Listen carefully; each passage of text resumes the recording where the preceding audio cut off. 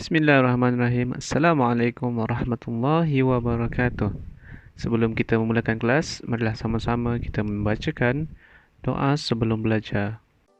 Baiklah, insya-Allah pada hari ini kita akan belajar pelajaran 12 dalam bidang akidah, iaitu ketaatan malaikat. Objektif pembelajaran yang akan kita dapat ialah menyatakan maksud beriman kepada malaikat. Yang kedua, mengetahui nama dan tugas malaikat. Ketahui tugas lain malaikat. Perbezaan malaikat dengan manusia dan hikmah beriman kepada malaikat. Baiklah murid-murid, apakah maksud beriman kepada malaikat?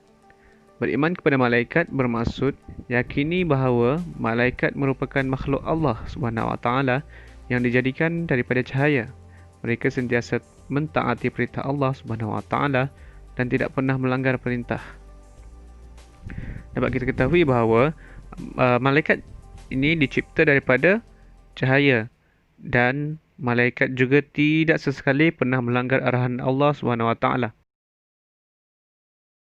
ليس البر أن تولوا وجوهكم قبل المشرق والمغرب ولكن البر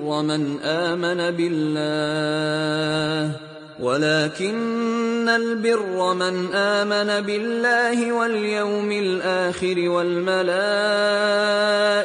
والكتاب والنبيين وآتى المال على حبه ذوي القربى واليتامى والمساكين وابن السبيل والسائلين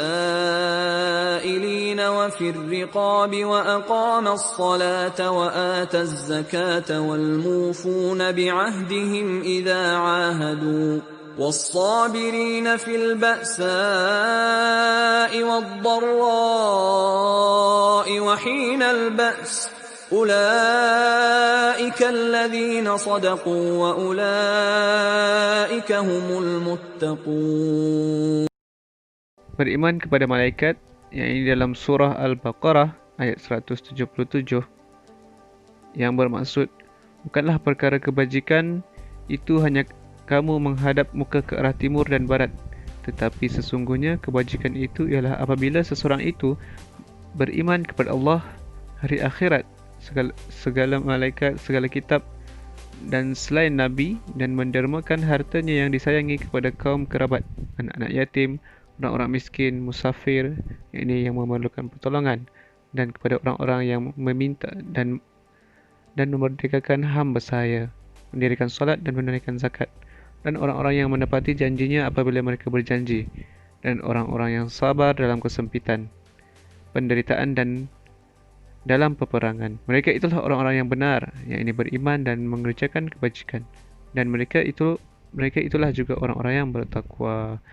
Daripada dalil ini dapat kita ketahui bahawa dalam firman Allah itu sendiri, iaitu orang yang beriman dan bertakwa itu ialah yang ini beriman kepada malaikat. Nama dan tugas malaikat. Malaikat yang perlu kita ketahui ialah yang pertama, malaikat Jibril alaihi salam. Malaikat Jibril tugasnya ialah malaikat yang membawa wahyu kepada para rasul dan nabi. Yang kedua, malaikat Mikail alaihi salam. Malaikat Mikail ialah malaikat yang bertugas membahagikan rezeki. Malaikat Israfil alaihi salam, malaikat yang meniup sangkakala pada hari kiamat. Malaikat Israel alaihi salam ialah malaikat yang mengambil nyawa. Malaikat Ridwan alaihi salam, malaikat yang menjaga syurga. Malaikat Malik alaihi salam ialah malaikat yang menjaga neraka. Malaikat Raqib alaihi salam dan Atid alaihi salam, malaikat yang menulis amalan manusia yang baik dan yang jahat. Dan malaikat Munkar alaihi salam dan malaikat Nakir alaihi salam ialah malaikat yang menyoal mayat dalam kubur. Tugas-tugas lain malaikat. Yang pertama ialah menanggung arash Allah SWT. Yang kedua, mendoakan kesejahteraan dan keampunan kepada orang yang taat. Yang ini taat kepada Allah SWT.